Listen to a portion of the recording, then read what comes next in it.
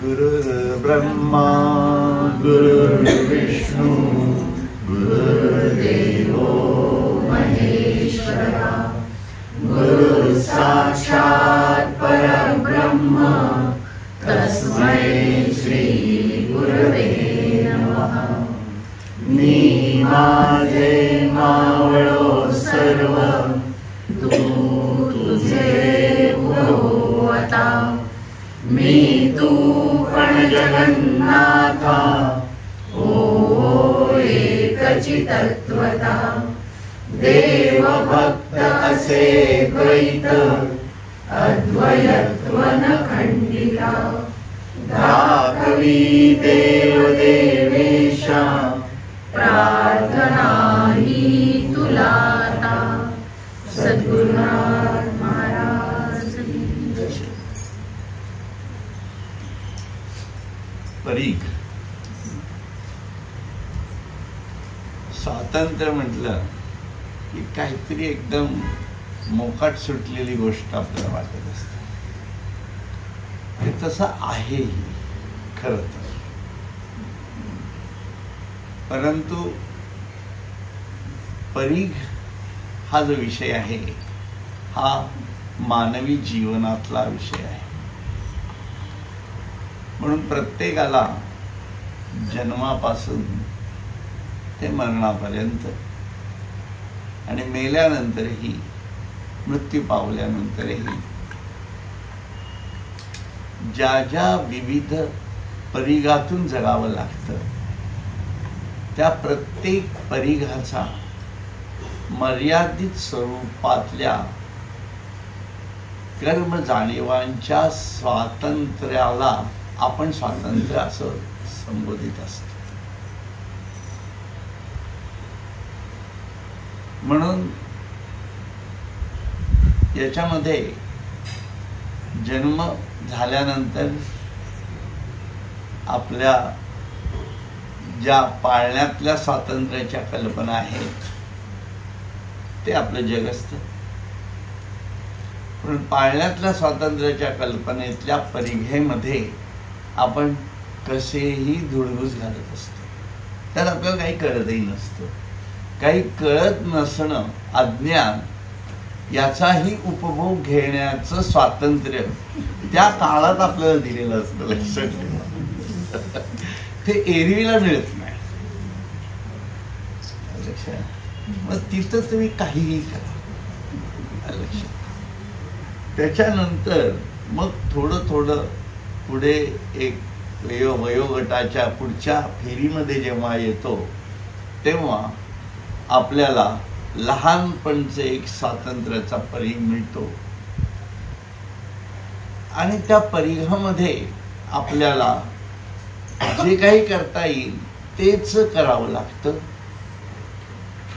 कारण याच्यानंतर दुसऱ्यांच्या स्वातंत्र्याच्या परीघा आपल्या परीघाला टेकायला लागतात। वयाच्या 7व्या-8व्या वर्षी आई वडील नोकरीला जात असतील तर आपल्या स्वातंत्र्याच्या परीघाला सुद्धा एक वेगळा आकुंचितपणा प्राप्त होतो। कारण त्यांच्या परीघाला जर धोका झाला तर ते आपल्याला मार देण्यासही कमी करत नाही। आलं लक्षात? त्यानंतर त्याच्या पुढच्या स्वातंत्र्याच्या शाळेतल्या स्वातंत्र्याच्या संकल्पना, त्याच्या पुढे कॉलेजमधल्या स्वातंत्र्याच्या संकल्पना, या सगळ्या स्वातंत्र्याच्या संकल्पना वाढत वाढत जातात। परंतु परीघ कधी मोठा होतो, कधी छोटा होतो, कधी आपल्या परीघाला काही अर्थच राहत नाही, इतका तो परीघ क्षीण होऊन जातो। आणि त्याच्या क्षीण झालेल्या परीघामध्ये दुसऱ्यांचे परीघ इतके काही मिसळून गेलेले असतात की आपला परीघच आपण विसरून जातो। आणि अशा प्रकारे आपला परीघ विसरलेले आपण एका मोठ्या परीघामध्ये आपण शहाणे आहोत असं मिरवत आपला स्वयंभू वेगळा परीघ परत निर्माण करत असतो. आणि हे सगळं करत करत करत मी वयाच्या 70, 80, 90व्या वयामध्ये येतो, तेव्हा मला माझा परीघ परत एकदा क्षीण होत जातो. आणि तो क्षीण जातो आणि इतका क्षीण होतो की तो स्वतःला पूर्णपणे संपवून टाकतो आणि शरीर अज्ञात करून तो अज्ञातवासात जातो इतरांच्या दृष्टीने.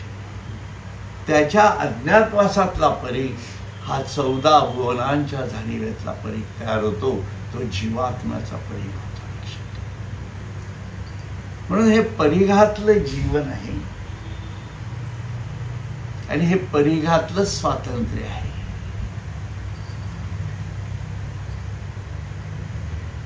काही उंबरातील किडे मकोडे कुंभरी करीती लीला, म्हणून आपल्याला आपल्या पाळण्यातल्याही लीला लक्षात ठेवा, शाळेतल्याही लीला लक्षात ठेवा, कॉलेजमधल्याही लीला लक्षात ठेवा,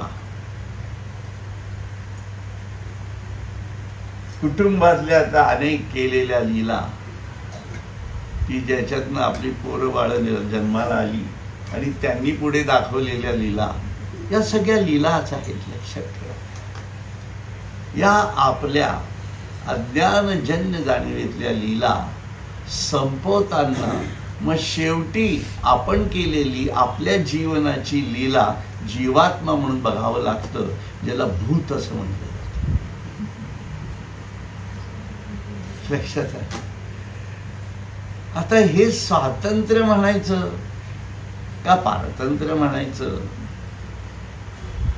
हा सगळा विषय एक प्रकारे प्रत्येक माणसाच्या बुद्धीला असणारं आव्हान आहे. परंतु या आव्हानामध्ये सुद्धा सहजता असेल तर ती सहजता कशी आणता येते ते आपल्याला प्रज्ञाताईंनी सांगितलं आणि डॉक्टरीनबाईंनी पण सांगितलं, बरोबर. म्हणून ही सहजता आणण्यासाठी काय करावं लागतं, तर कुठलंही स्वातंत्र्य म्हटलं तर देशाचं स्वातंत्र्य आपण म्हणतो, त्या देशाचं स्वातंत्र्य म्हटल्यावर आपल्याला कोण आठवतं? आपल्याला आठवतात ते सावरकर आठवतात, आपल्याला आठवतात ते लोकमान्य टिळक आठवतात, भगतसिंग, राजगुरू, हे लोक आठवतात. यांना आपण काय म्हणतो? क्रांतिकारी. आपल्या जीवात्म्याचं स्वातंत्र्याचा जेव्हा विचार करतो तेव्हा आपल्याला कोण आठवत? आपल्याला संत सत्पुरुष तुकाराम महाराज, ज्ञानेश्वर माऊली, ही लोक आठवतात. मग यांनी काय केलं? सावरकर, लोकमान्य टिळक यांनी जे केलं तेच त्यांनी केलं, ज्याला क्रांती असं म्हटलं जातं. म्हणून स्वातंत्र्य हवं असेल तर माणसाला क्रांती करावी लागते आणि क्रांती करण्यासाठी सातत्याने क्रांत व्हावं लागतं. लक्षात ठेवा.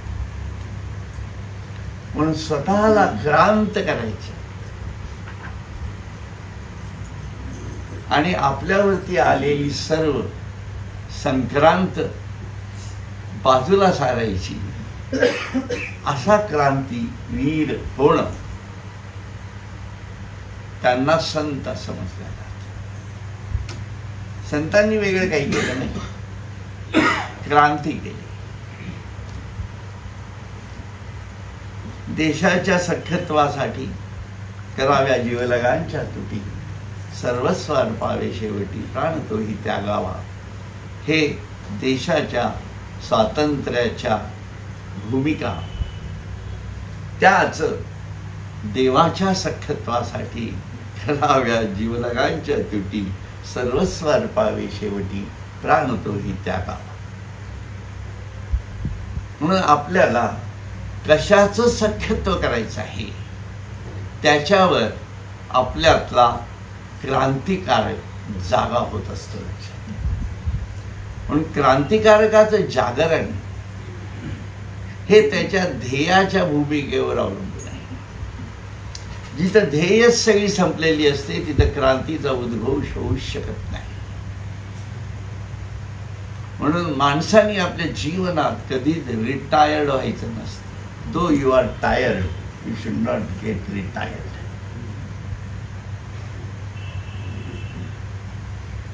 त्याच्यामुळे निवृत्ती हा विषय नाही, वृत्तींची निवृत्ती हाच विषय महत्वाचा. माझा विषय हा क्रांतीचा. म्हणून कुठल्याही गोष्टीच्या क्रांतीच्या ज्या रिक्वायरमेंट्स आहेत त्या शाळेपासून, मला जर शाळेमध्ये 80% 90% मिळवायचे असतील तर मला माझ्या काही गोष्टी सोडून द्याव्याच लागणार आहेत. हे ज्या मुलाला कळलं तोच क्रांती करू शकतो. क्रांती याचा दुसरा अर्थ विकास. हे जेवढं तिथं लागू आहे तेवढ्याच प्रमाणामध्ये कॉलेजमध्येही लागू आहे आणि तेवढ्याच अभिव्यक्तीच्या श्रेष्ठ जाणीवेतनं प्रपंचामध्येही लागू आहे.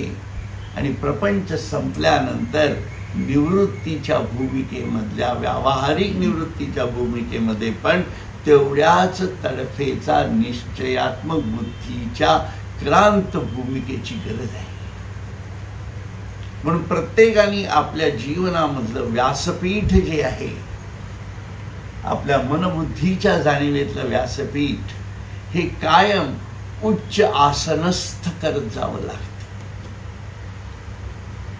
म्हणून व्यासपीठाच्या भूमिका छोट्यापासून त्या समृद्धीच्या वाटेने पुढे पुढे विकसित होत होत जातात आणि ते व्यासपीठ संपूर्ण ब्रह्मांडाला सुद्धा ग्रासू शकतं. एवढ्या मोठ्या मकर ध्वजाच्या भूमिकेमध्ये ते व्यासपीठ येतं की जे ओंकाराच्याही पलीकडे आपला ध्वज फडकावण्यासाठी तयार होतं. कारण या सर्व भूमिका तिरंग्यापासून सुरू जरी झालेल्या असल्या तरी त्या शेवटी ओंकाराच्या पलीकडे असणाऱ्या मकर ध्वजापर्यंत जाऊन पोचल्यानंतरच मकाराच्या पुढे असणाऱ्या अर्धचंद्रावरती फडकणारा तो ईश्वराच्या आत्मजाणीवेचा ध्वज जो आपल्यामध्ये सिद्ध करू शकतो त्यालाच खऱ्या अर्थाने अनंत कोटी ब्रह्मांड नायकाच्या भूमिकेमधलं स्वातंत्र्य खऱ्या अर्थाने उपभोगता येतं. नाही तर सर्वत्र आसक्ती आसक्ती आणि अज्ञान अज्ञान आणि अज्ञानच आहे. म्हणून ही संपूर्ण प्रकृतीच कुठल्या जाणीवेतनं तयार झालेली आहे हीच लीला आपल्याला समजून घ्यावी लागते. म्हणून ईश्वराच्या ज्ञान जाणीवेचा मकर ध्वज जेव्हा फडफडायला लागतो त्याच्या स्पंदातून मी ब्रह्म आहे आणि सर्व खलु इदं ब्रह्म या स्वातंत्र्याचा उद्घोष करतो आणि त्या जाणीवेतनं ते संपूर्ण विश्व प्रकृती निर्माण होते आणि त्या मकर ध्वजाला जी अज्ञानाची अवकळा प्राप्त होते तो ध्वज आपल्यापर्यंत आलेला असतो. आणि ते अज्ञान जाणीवेतला भूमिका आपल्यातली नष्ट व्हावी म्हणून जो खरा मकर ध्वज आहे तो आत्मा आपल्यामध्ये येऊन बसलेला असतो. म्हणून प्रवास, खऱ्या स्वातंत्र्याचा जो प्रवास आपल्याला खरोखर करायचा असेल, आपल्याला आपल्या मधल्या ज्ञान जाणीवेतल्या ओंकाराच्या पलीकडे असणाऱ्या रामाला समजून घ्यायचं असेल, ओंकाराच्या पलीकडे असणाऱ्या कृष्णाला समजून घ्यायचं असेल आणि त्या कृष्ण जन्मालाही ज्यांनी प्रवृत्त केलेलं आहे त्या कृष्णाला निर्माण करणाऱ्या हरीचा खरा ध्वज तो ज्ञान जाणीवेतला सच्चिदानंद स्वरूपातला ध्वज आहे. ती स्वातंत्र्याची परमोच्च सीमा आणि या क्रांतीच्या भूमिका आहेत. म्हणून देवाच्या जाणीवेमध्ये जाण्यासाठी देशाची स्वातंत्र्याची भूमिका मध्ये येते. हे सत्य असलं तरी ती खुजी असते हेही कळावं लागतं.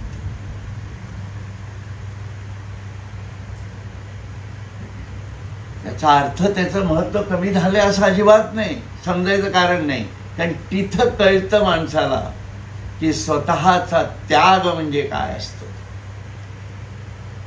स्वातंत्र्यासाठी करावा लागणारा त्याग, हा त्याग केल्याशिवाय स्वातंत्र्यावरच्या गप्पा सर्व वायफळ असतात. लक्षात.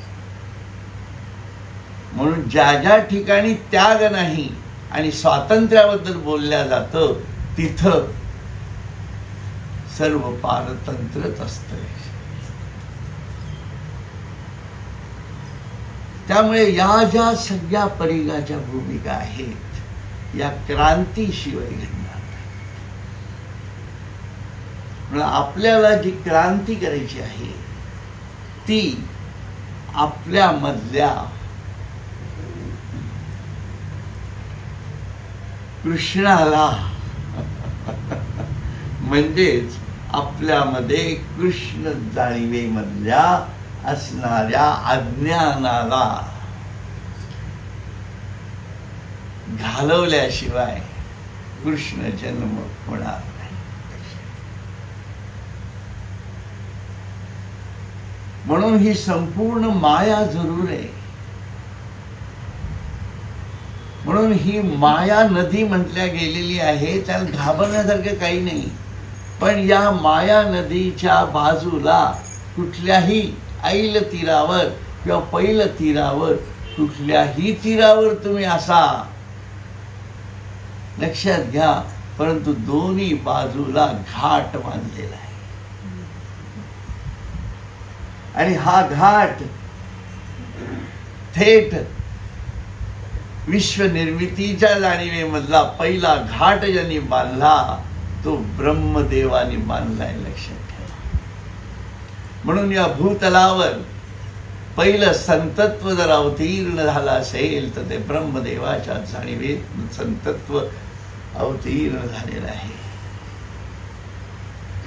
आणि ब्रह्मदेवाच्या हृदयामध्ये पहिलं गुरुत्व जे साधल्या गेलेलं आहे ते महाविष्णूच्या जाणीवेतलं गुरुतत्व जागरण ब्रह्मदेवानी केलं. आणि त्या गुरुतत्वानी सांगितलं की तू तप कर. तू तप केलंस तर तुझ्या कर्माला त्या तपाचा आधार मिळेल. आणि त्या तपाचा आधार मी ब्रह्म आहे आणि सर्व खरु एकदम ब्रह्म या जाणीवेतनं ओम तत्सत हाच आधार असेल. या आधाराच्या जाणीवेतनं मीच सर्व निर्माण करतो आहे म्हणजे ब्रह्मदेवा हे तू समज. मी म्हणजे कोण ते, मी म्हणजे ब्रह्मदेव नव्हे हे तुला समजलं पाहिजे. म्हणून सातत्याने या सृष्टीच्या निर्मितीचा उद्गाता तू हो. आणि या पृथ्वी या संपूर्ण विश्वाला तू तुझ्या कृतयुगात, तुझ्या सत्ययुगात, त्रेतायुगात, तुझ्या द्वापार युगात आणि कलियुगामधनं बांधत राहा. आणि त्याचा विलय करत जा. आणि त्या प्रलयातनं तू निद्रिस्त जेव्हा होशील तेव्हा तुझ्या सुषुप्तीमध्ये तुझ्या सर्व संकल्पना तशा स्थिर राहतील. फक्त तुझी साधना सातत्याने चालू ठेव. कर्माच्या जाणीवेतनं चालू ठेव. पण तू कर्माचा आधार कुठला असेल तर माझ्यापासूनच सर्व निर्माण झालं आणि माझ्यामध्येच सर्व विलय होणार आहे. मी फक्त अकर्ता, करोनी अकर्ता हे संतत्व ज्या गुरुतत्वाच्या जाणीवेतनं ब्रह्मदेवाच्या आत रुजल्या गेलं आणि ते रुजवलं, म्हणून ब्रह्मदेव हा या संपूर्ण ब्रह्मांडातला पहिला संतांचा आविष्कार आहे, हे मान्य करावं लागतं. आणि त्या संतांच्या जाणीवेतनं ब्रह्मदेवाचा संतत्व आणि गुरुत्व याच्या मधूनच पुढे मनूंची निर्मिती झाली आणि त्या मनूंच्या जाणीवेतनंच इक्ष्वाकु ऋषी वगैरे सर्व उपनिषदांच्या निर्मितीच्या भूमिका तयार झाल्या आणि त्याच्यातूनच पुढे एक प्रकारे या जीवनाला मार्गदर्शक तत्वाच्या भूमिकेतनं सत्ययुगामध्ये वसिष्ठ ऋषींनी योग वासिष्ठ सांगितले. हे सर्व ईश्वराच्या जाणीवेतल्या संतत्वाच्या आणि स्वातंत्र्याकडे घेऊन जाणाऱ्या भूमिका आहेत, लक्षात ठेवा. म्हणून या विश्वातनं जर काही बघायचं असेल आपल्याला तर स्वातंत्र्य कसं चालतं हे बघावं लागतं. म्हणून स्वातंत्र्याला सुद्धा चालावं लागतं, नाही तर ते स्वातंत्र्य खीळ मारून बसलं तर पारतंत्र्यात परावर्तित होतं, हे समजावं लागतं. आणि या रामाच्या पुढच्या भूमिकेतनंच मग पुढे भगवद्गीतेच्या भूमिकेतनं स्वतः परब्रह्म भगवान श्रीकृष्ण हे स्वतः संत रूपानी त्या काळामधले म्हणून जन्म झालेले दिसतात. आणि तरीही ऋषीमुनी होतेच. लक्षात घ्या, रामाच्या काळामध्येही अवतार झाले, रामावतार आहे, कृष्णावतार आहे, परंतु त्या काळातही या तत्वज्ञानाचे घाट बांधल्या गेलेलेच आहेत. परंतु घाटांची जी भूमिका आहे ही ज्ञान जाणीवेतली आहे, लक्षात ठेवा. म्हणून भगवान श्रीकृष्णाला जर आपल्या मधून आपल्या स्वतःमध्येच प्रगट व्हावं अशी जर आपली इच्छा असेल, त्यांनी मार्ग दाखवतोय आपल्याला. तो आपल्या जवळ आहे, तो आपला जावई आहे, हे सगळं खरं आहे, पण तो म्हणजे मीच माझा जावई, तो वेगळा, मी वेगळा. ही भूमिका ही कुठं ना कुठं तरी आपल्याला वेगळी करावी लागणार. तो जीव, मी जीव, तो शिव, हे पण नको. अर्थात ही देव भक्त असे द्वैत अद्वयत्व न खंडिता दाखवी देव देवेशा प्रार्थना ही तुला आता. ही भूमिका पण परमभक्तीचीच आहे, लक्षात ठेवा. कारण या भूमिकेशिवाय ईश्वराच्या अद्वैत जाणीवेतल्या स्वातंत्र्यापर्यंत आपण पोहोचू शकत नाही. म्हणून अद्वैत भूमिका ही पण स्वातंत्र्याची परमोच्च सीमा असते, की ज्याच्यामध्ये ईश्वर आणि मी एकच. म्हणून रामकृष्ण परमहंसांच्या जीवनामध्ये अद्वैताची भूमिका त्यांनी कशा प्रकारे समृद्ध केली असेल याचा विचार करून बघा. त्यांच्याच एका शिष्यानी कोणीतरी त्यांना प्रश्न विचारला की तुम्ही अद्वैत भूमिकेत जाता म्हणजे काय करता. म्हणजे हे समोर गवत वाढलेलं आहे, या गवताशी तुमचा अद्वैत आहे का. ते म्हणाले आहे. त्यांनी ते गवतावरती अशी चाकू मारला एक, तर रक्ताच्या चिळकांड्या यांच्या अंगात आल्या. अद्वैत थोडी साधी माणसं होती का. केवढं भयंकर वाक्य आहे. जो राम होऊन गेला, जो कृष्ण होऊन गेला, तो रामकृष्ण म्हणून आज जन्माला. स्वातंत्र्य कशाला म्हणायचं हे समजलं पाहिजे. आपण खरं स्वातंत्र्य कुठल्या भूमिकेतनं पाहतो आणि आपल्या भक्तीला पारतंत्र्यात बांधून ठेवतो, याला स्वातंत्र्य म्हणणार. म्हणून आपल्या भावशक्तीच्या विशालतेला ज्ञानाच्या जाणीवेतनं समृद्ध करावं लागतं, लक्षात ठेवा. म्हणून माया नदीच्या पहिल्या पायरीला ज्ञानाची पहिली भूमिका समजून घ्यावी लागते आणि त्या पायऱ्या चढत चढत त्या माया नदी दिसत राहते आणि आपण अव्यक्त जाणीवेतनं त्या किनाऱ्यावरून माया नदीकडे फक्त बघत राहायचं. एवढीच साधकांनी आपल्या जीवनामधली क्रांती करणं आवश्यक आहे. म्हणून असं बघा, माया नदी नाही का आहे, गेली वाहतीये, आपल्या जीवनामधनच वाहतीये. कृष्ण कसा पाहत असेल, अरे मी तर सच्चिदानंद स्वरूप आणि माझं सतही चालतंय या प्रकृतीमधनं, माझं चित्तही चालतंय या प्रकृतीमधनं आणि आनंदही चालतंय या प्रकृतीमधनं. म्हणून या सच्चिदानंदाच्या त्रय भूमिकेतनं संपूर्ण ब्रह्मांड चालतंय आणि मी निशून्य अवस्थेमध्ये रात्रीच्या अंधारामध्ये जन्म घेत आहे आणि तिथंच परीक्षेला सर्व सुरुवात होती आहे. कृष्णाच्या परीक्षेला उतरावं लागतं, लक्षात ठेवा. देवकीला तर उतरावं लागलं, बरोबर आहे की नाही. ईश्वर माझ्या पोटी जन्माला यावा या भूमिकेतनं तिने देवाचं सख्यत्व साधायचा प्रयत्न केला. सगुणातला देव आला आणि त्यांनी ताबडतोब स्वतःला निर्गुणात नेलं आणि तिला तोडून टाकलं. देवकीचा आणि कृष्णाचा संबंधच राहिला नाही. तेवढा अवघड आहे ना.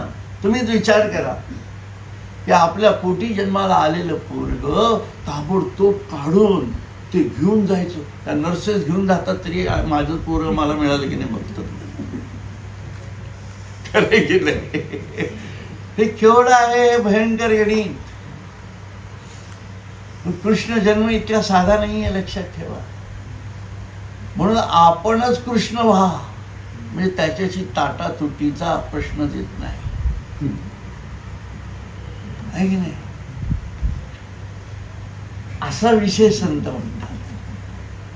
आणि त्या याच्यातनं मग ते वडील म्हणून जे आहेत वासुदेव, त्यांची तर केवढी मोठी भयंकर परीक्षा. आधी वाटले गोड, आता का चालले जड, आहे की नाही.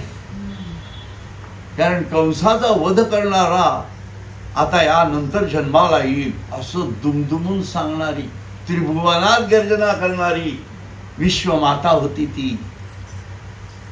तिने अगोदरच सांगून ठेवलेलं होतं की आता यानंतर स्वतः भगवंतांचा अवतार होईल.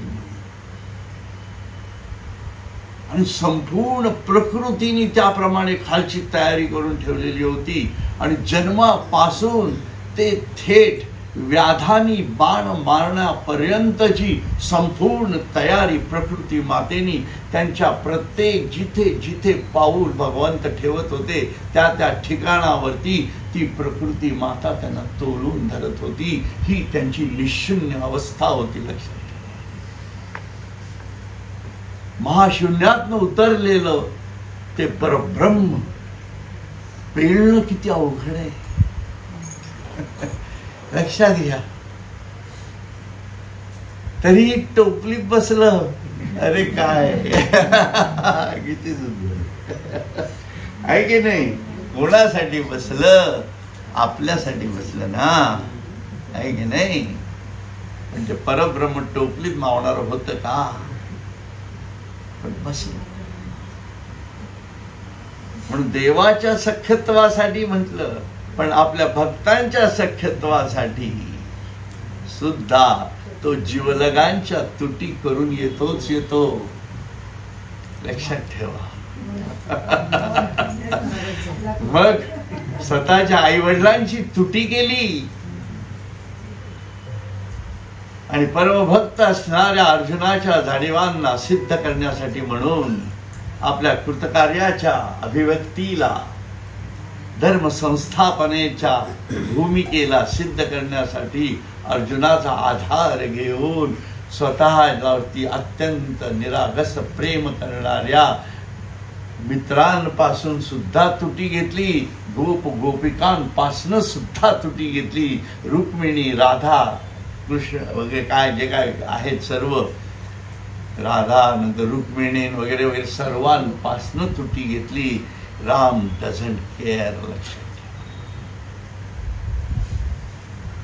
म्हणजे आसक्तीला आपल्या ध्येयाच्या जाणीवेतनं क्रांत करणारा भगवान श्रीकृष्ण कुठल्या स्वातंत्र्याच्या लढ्यासाठी त्या युद्धाच्या प्रसंगावरती उभा होता हे तर कळलं पाहिजे. भगवद्गीतेचा झालेला उद्घोष हा कुठल्या जाणीवेतनं होता तर तो केवळ पुढील पिढींच्या जे धर्म जाणीवेतनं, साधू जाणीवेत येऊ इच्छित आहेत त्या साधूंना मार्गस्थ करण्यासाठी म्हणून ईश्वर स्वतः तत्वज्ञानाचे घाट बांधत गेला. लक्षात भगवद्गीता ही स्वयंभू भगवंताने बांधलेला, स्वकर्तृत्वाने बांधलेला घाट आहे. लक्षात आणि त्या घाटावरतीच सोप्या सोप्या पायऱ्या करणारे ज्ञानेश्वर माऊली होते.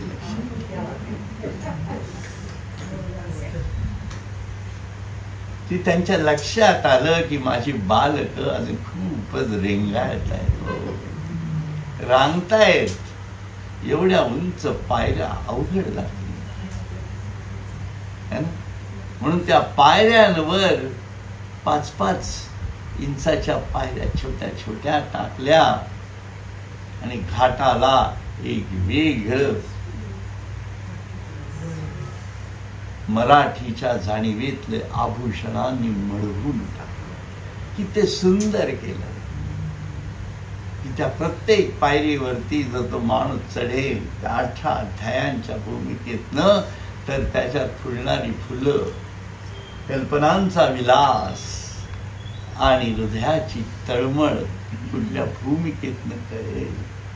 ही कुठली एक प्रकारच्या घाटाची बांधणी आहे. हा घाटच वेगळा. म्हणून ज्ञानेश्वर माऊलींच्या अगोदर धावणारे घाटावरनं जाणारी लोक होती ते अवघड जाणीवेमध्ये होते. आणि यांनी जो घाट बांधला तो घाट आपल्या सारख्या प्रापंचिकांना सुद्धा सहज सोपा व्हावा. आणि तू पहिल्या 2 पायऱ्या जरी चढून आलास ना, सांख्य योगाच्या भूमिकेत जरी आलास ना, तरी लक्षात ठेव माया नदी तुला दुसऱ्या बाजूने बघायला सुरुवात करू शकतो. त्रयस्थाच्या जाणीवेतनं तू माया नदीला बघायला लाग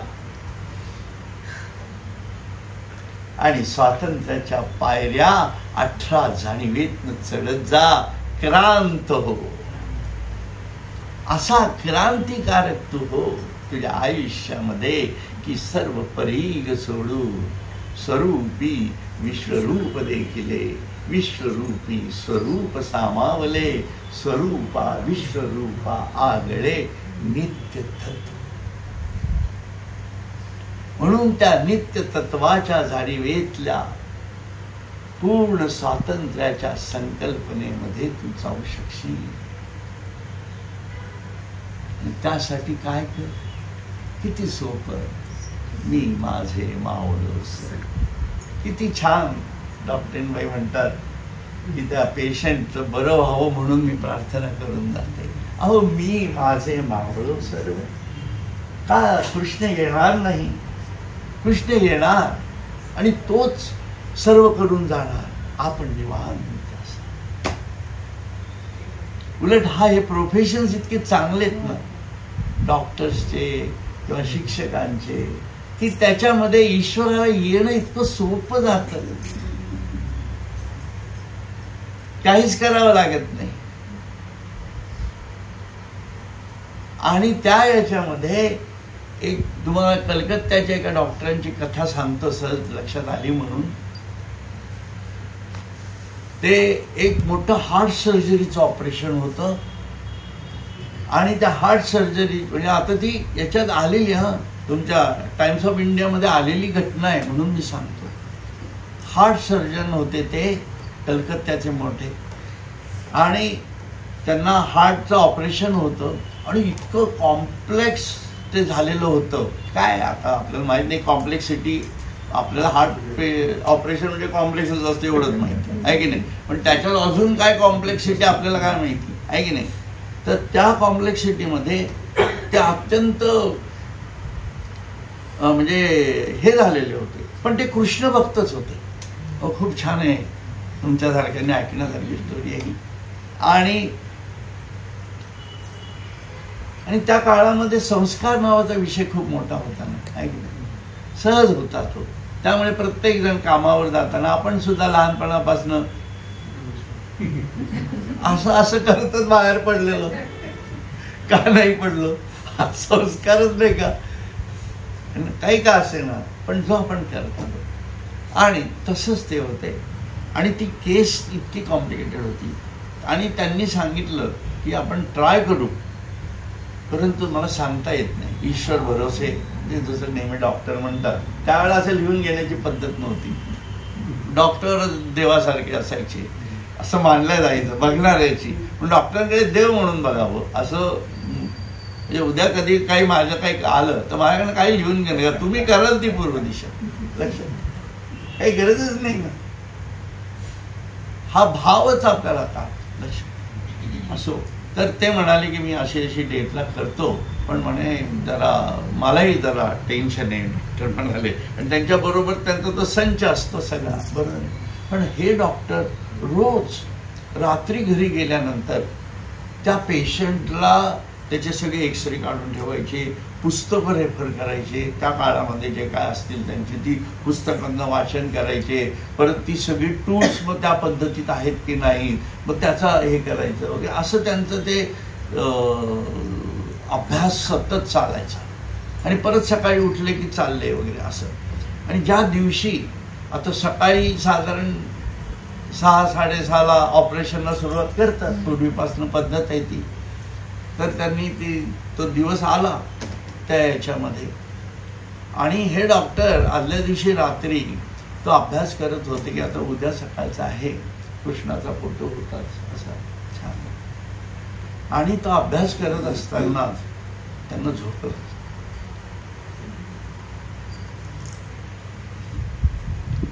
कारण 4-5 दिवस जागरण करतोय माणूस, आहे ना. म्हणजे पेशंटसाठी सुद्धा तळमळणारा डॉक्टर हा फार महत्वाचा आहे, लक्षात ठेवा. आणि त्या याच्यामध्ये त्यांना झोप लागली आणि एकदम जाग आली. त्यावेळेला 8 वाजले होते. आणि ते म्हणाले अरे काय ते पेशंट घेऊन बसले असतील वगैरे, पटापटापटा आवरलं, आंघोळ वगैरे केली नाही आणि तसेच गेलं. आणि ते आत हॉस्पिटलमध्ये जाताच ते ज्या फ्लोअरवर होतं तिथं ते जेव्हा आले त्याच्यामध्ये थँक्यू डॉक्टर, खूप छान झालं ऑपरेशन, खूप छान झालं ऑपरेशन. ते म्हणाले हे ऑपरेशन छान झालं कसं. तर त्या तिथले जे त्यांच्याबरोबर काम करणारे डॉक्टर्स होते त्यांनी सर्वांनी नमस्कार केला त्यांना, की म्हणे असं ऑपरेशन आम्ही कधीच पाहिलं नाही.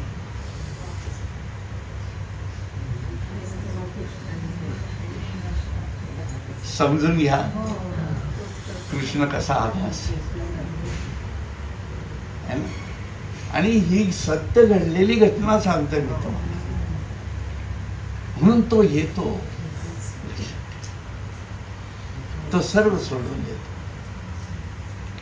सगुणात नाही येतो, का नाही येणार, पण ज्याला निर्गुण समजलं त्याच्यासाठी तर तो येतोच.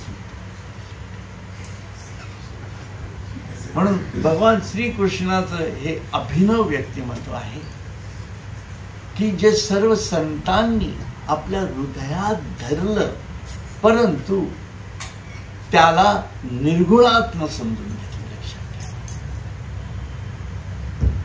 म्हणून भगवान श्रीकृष्ण हे निशून्य अवस्थेत कसे होते आणि त्यांच्या जीवनातनं नेमकं आपण काय बघितलं पाहिजे. राम जीवनामध्ये सुद्धा कुठल्या अभिव्यक्ती होत्या, राम जीवनाच्या कर्माच्या जाणीवेतल्या, या आपण समजल्या पाहिजे. म्हणून कर्म हे आहेच. लक्षात ठेवा, कर्माशिवाय होऊ शकणार नाही. म्हणून कर्माबरोबर ईश्वराच्या जाणीवेतली भावशक्ती लावा आणि ईश्वराच्या जाणीवेतली ज्ञानशक्ती लावा. म्हणजे मग आपल्यामधला ईश्वर सच्चित जाणीवेतनं चालायला लागतो आणि आनंद निर्माण होतो. कारण आपली पण प्रकृती आहे. पण आपल्या प्रकृतीमधनं सुद्धा आपलं हृदय त्या संतांच्या जाणीवेसारखं, त्या वासुदेवासारखं भरून ओतप्रोत होईल. तेव्हा माया नदीच्या जाणीवेमधनं तो पूर अगदी डोक्याच्या वर जरी गेला तरी कृष्ण फक्त छोटुकला अंगठा काढतो. त्याला तेवढंच काम आहे. लक्षात ठेवा, त्याला दुसरं काम नाहीये.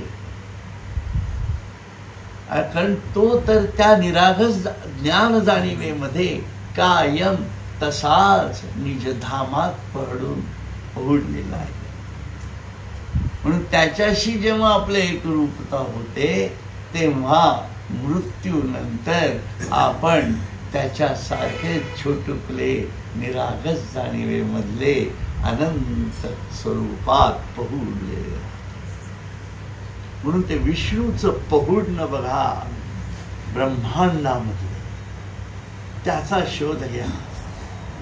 ती क्रांती आपल्या जीवनात आणायचा आजचा हा दिवस, जो सर्वांनी, योगी अरविंदांनीही आणला, स्वामी विद्यानंदांनीही आणला, स्वामी स्वरूपानंदांनीही आणला.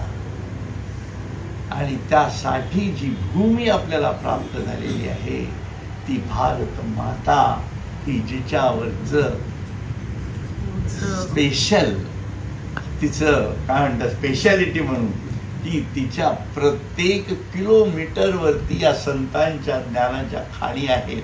लक्षात ठेवा, तुम्ही कुठेही जा आजकाल, तुम्हाला दर काही किलोमीटर्स नंतर हे घाट बांधलेले दिसतील आणि दिसतीलच. मग हे भाग्य कोणाचं आहे?